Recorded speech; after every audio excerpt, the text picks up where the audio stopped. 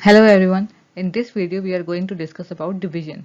आज हम डिस्कस करेंगे डिवीजन के बारे में, तो इस वीडियो को एंड तक जरूर देखें। Hello friends, welcome to my channel digital e school. Let's start. तो हम स्टार्ट करते हैं डिवीजन। तो डिवीजन क्या होता है?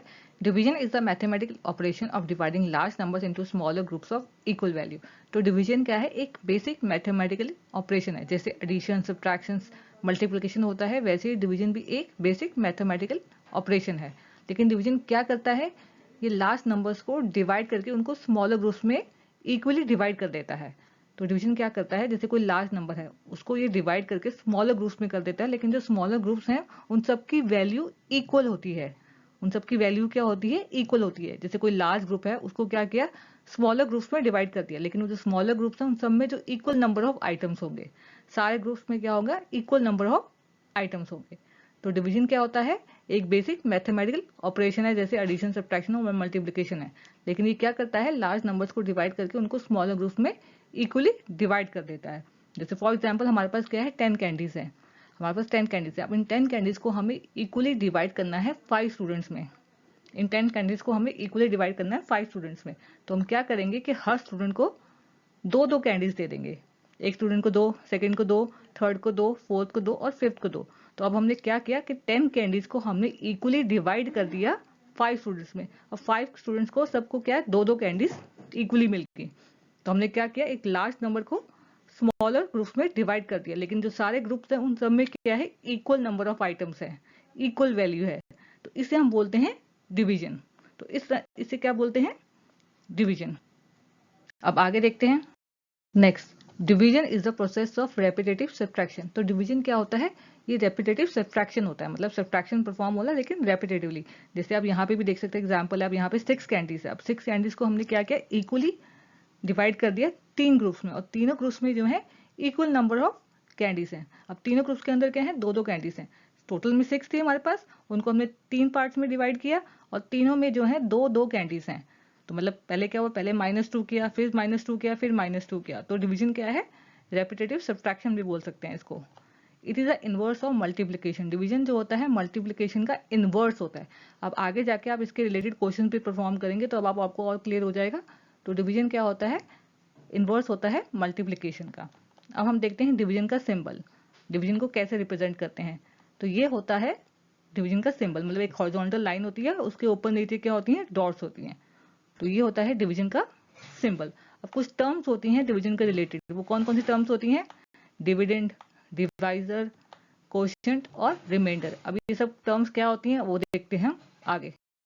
Next is parts of division. तो अब हम देखते हैं डिवीजन के पार्ट्स। तो यहाँ पे हमने एग्जाम्पल ले लिया। अब यहाँ पे मैंने डिवीजन का एग्जाम्पल ले लिया है, लेकिन डिवीजन परफॉर्म कैसे करते हैं वो मैं आपको आगे बताती हूँ। बट फिलहाल मैं आपको उसके पार्ट्स बता देती हूँ, किसे हम कोशेंट बोलते हैं, किसे डिविडेंड बोलते हैं, किसे डिवाइजर और किसे रिमाइंडर। तो ये होता है डिवाइजर। जिस नंबर से हम डिवाइड करने वाले हैं उसके हम बोलते हैं डिवाइजर। तो डिवाइजर क्या होता है? जिस नंबर से हम डिवाइड करने वाले हैं। ये देखिए, ये ना डिवीजन का फॉर्मेट होता है, मतलब ये जो है ना, ये डिवीजन का फॉर्मेट होता है। तो इसके बाहर हम लिखते हैं डिवाइजर को, जिस नंबर से हम डिवाइड करने वाले हैं। और इसे हम बोलते हैं डिविडेंड, मतलब जो नंबर डिवाइड होने वाला है। जो नंबर डिवाइड होने वाला होता है वो हमेशा वो अंदर होता है, तो उसे हम बोलते हैं डिविडेंड, जो नंबर डिवाइड होने वाला है। और इसे हम बोलते हैं क्वोशंट, जो ऊपर आता है। क्वोशंट मतलब क्या होगा? जो वैल्यू, जो रिजल्ट आया हमारे पास, जब हमने डिवीजन परफॉर्म की, जो रिजल्ट आया, जो वैल्यू आई, उसे हम बोलते हैं क्वोशंट, मतलब जो आंसर होता है। और ये होता है रिमाइंडर। रिमाइंडर मतलब जो लेफ्ट आउट, जब डिवीजन परफॉर्म करने के बाद जो लेफ्ट आउट बढ़ जाता है ना, उसे हम रिमाइंडर बोलते हैं। तो ये होते हैं डिवीजन के पार्ट्स। डिवाइजर क्या होगा? जिस नंबर से हम डिवाइड करेंगे, जिस लार्ज नंबर को हम जिस नंबर से हम डिवाइड करेंगे उसे हम डिवाइजर बोलते हैं। और जो लार्ज नंबर डिवाइड होने वाला उसे हम डिविडेंड बोलते हैं। और जो रिजल्ट आता है, जो वैल्यू आती है, जो आंसर आता है, उसे हम क्वोशंट बोलते हैं। और जो लेफ्ट आउट बढ़ जाता है उसे हम बोलते हैं रिमाइंडर। ठीक है। अब जब हम डिवीजन परफॉर्म करते हैं, अब आपने डिवीजन परफॉर्म सही की है या नहीं की है उसको आप चेक कर सकते हैं। कैसे? एक फॉर्मूला होता है, dividend equals to bracket divisor into quotient bracket close plus remainder. इससे जो है आप चेक कर सकते हैं कि जो आपने डिवीजन परफॉर्म की है वो सही है या नहीं है। इस मेथड से, इस फॉर्मूले से आप चेक कर सकते हैं। जैसे अब यहाँ पे मैंने एग्जांपल ले रखा है, इसी को चेक करके मैं आपको दिखा देती हूँ कि किस तरह से हम इस फॉर्मूले में डाल के हम अपना आंसर चेक कर सकते हैं। तो यहाँ पे क्या है? डिविडेंड हमारे पास क्या है? 25। तो डिविडेंड हमारे पास क्या है? 25। तो इसका मतलब जब हम डिवाइजर को क्वोशंट से मल्टीप्लाई करेंगे प्लस रिमाइंडर में ऐड करेंगे तो हमारे पास 25 आया। तो हमारा आंसर सही है, नहीं तो गलत। तो इक्वल टू, तो ब्रैकेट आ गया, डिवाइजर हमारे पास क्या है, डिवाइजर है 2 इंटू क्वेश्चन क्या है 12 ब्रैकेट क्लोज प्लस रिमाइंडर, तो प्लस रिमाइंडर कितना है 1। ठीक है, अब ब्रैकेट बॉड मास के हिसाब से पहले हम ब्रैकेट को सॉल्व करेंगे, तो 2 को हम 12 से मल्टीप्लाई करेंगे तो आएगा 24, 24 प्लस 1 तो ये आ गया 25। तो हमारा आंसर क्या है 25, और डिविडेंड भी क्या है 25, तो हेंस वेरीफाइड। तो इसका मतलब जो है कि हमने डिवीजन बिल्कुल सही परफॉर्म किया है। तो आप इस फॉर्मूले से अपने डिवीजन को चेक कर सकते हैं कि आपने सही किया है या नहीं। ठीक है, तो अब हमने यहाँ देख लिया डिवीजन के पार्ट्स देख लिया, अब आगे हम देखते हैं कि हम डिवीजन करते कैसे हैं ना। Last is division rule. तो अब हम देखते हैं कि डिवीजन करने का क्या मेथड होता है, मतलब डिवीजन करते क्या, उसका रूल क्या होता है। इट इन्वॉल्व 4 स्टेप्स, तो इसमें 4 स्टेप्स होते हैं। तो डिवीजन परफॉर्म करने के लिए 4 स्टेप्स होते हैं। तो सबसे पहला स्टेप क्या कहता है, write the dividend and divisor in their respective places. तो आप क्या करो, डिविडेंड और डिवाइजर को उनके रिस्पेक्टिव प्लेसेस पे लिख दो। ठीक है, अब डिवीजन का फॉर्मेट क्या होता है, ये होता है डिवीजन का फॉर्मेट, ये डिवीजन का फॉर्मेट होता है। अब यहाँ पे हम क्या करेंगे, डिविडेंड और डिवाइजर को इनके रिस्पेक्टिव प्लेसेस पे लिख देंगे। तो डिविडेंड कहाँ आता है, अंदर, डिविडेंड कहाँ आता है, यहाँ पे अंदर आता है। तो यहाँ पे हम डिविडेंड लिख देंगे, डिविडेंड हमने ले लिया 256, सपोज हमने डिविडेंड ले लिया 256, तो ये क्या है डिविडेंड। ठीक है, अब इसको हम किससे डिवाइड करने वाले हैं, उसे हम लिख देंगे बाहर। तो हम इसे डिवाइड करने वाले हैं 2 से, उसे हम बोलते हैं डिवाइजर। तो ये हो गया डिवाइजर। अब 256 को डिविडेंड जो है उसे हम डिवाइड करेंगे 2 से, जो डिवाइजर है उससे डिवाइड करेंगे। ठीक है, अब हमने इसके रिस्पेक्टिव प्लेसेस पे लिख दिया। अब सेकंड स्टेप क्या कहता है, multiply the divisor with such number that there result should be close और इक्वल टू डिविडेंड। अब सेकंड स्टेप क्या करता है कि जो डिवाइजर है, डिवाइजर क्या है 2, उसको हमें किसी ऐसे नंबर से मल्टीप्लाई करना है कि जो उसका रिजल्ट आए या तो डिविडेंड के इक्वल हो, या तो मतलब पूरा एग्जैक्ट वो जो डिविडेंड है वही आ जाए, या उसके क्लोज मतलब उससे छोटा हो लेकिन उससे बड़ा नहीं हो सकता। ठीक है, तो हम मतलब जिस नंबर से भी डिवाइजर को मल्टीप्लाई करेंगे उसका रिजल्ट जो आना चाहिए या तो वो डिविडेंड के इक्वल हो या डिविडेंड के आसपास का हो, लेकिन उससे बड़ा नहीं हो सकता। ठीक है, लेकिन अब सेकंड क्वेश्चन यहाँ पे ये आता है कि जो 2 है, जो डिवाइजर है, उसको हम 256 से एक साथ डिवाइड करेंगे या सिंगल सिंगल करेंगे या पेयरिंग में करेंगे। अब वो कैसे हमें पता चलेगा, अब हमारे पास डिविडेंड क्या है 256 है। ठीक है, तो हम जो है लेफ्ट हैंड साइड से स्टार्ट करते हैं नंबर्स को देखना। लेफ्ट हैंड साइड में सबसे पहले क्या है, हमारे पास है 2। ठीक है, सबसे पहले है 2। हम ये नंबर जो देखेंगे, ये नंबर जो है डिवाइजर के इक्वल हो या उससे बड़ा हो, उससे छोटा नहीं हो सकता। अगर उससे छोटा हुआ तो फिर उसको हम पेयरिंग में कर देंगे, मतलब उसके साथ पेयरिंग में डिवाइड करना पड़ेगा, उसके साथ एक नंबर लेना पड़ेगा अगला नंबर जो। लेकिन अगर जो पहला नंबर है वो डिवाइजर से इक्वल है या उससे बड़ा है तो फिर उसको हम सिंगल डिवाइड कर सकते हैं, उसको हम पेयरिंग में करने की जरूरत नहीं है।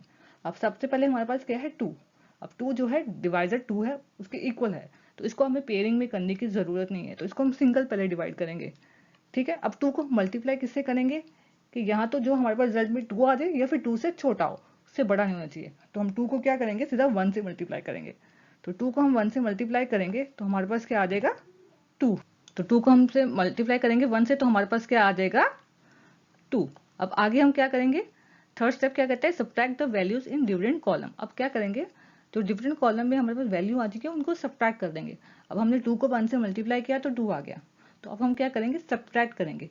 तो इसे हम क्या करेंगे सब्ट्रैक्ट, 2 में से 2 को सब्ट्रैक्ट करेंगे तो हमारे पास रिजल्ट क्या आ जाएगा 0। तो 0 आ गया हमारे पास रिजल्ट। ठीक है, हमने सब्ट्रैक्ट कर दिया। अब नेक्स्ट फोर्थ रूल क्या कहता है, write the result of subtraction. हमने रिजल्ट लिख दिया 0 लिख दिया, and bring down the other part of dividend and repeat the process until we get the remainder less than divisor. तो लास्ट स्टेप क्या कहता है कि पहले आप जो आपने सब्ट्रैक्शन किया उसको लिख दो, हमने लिख दिया।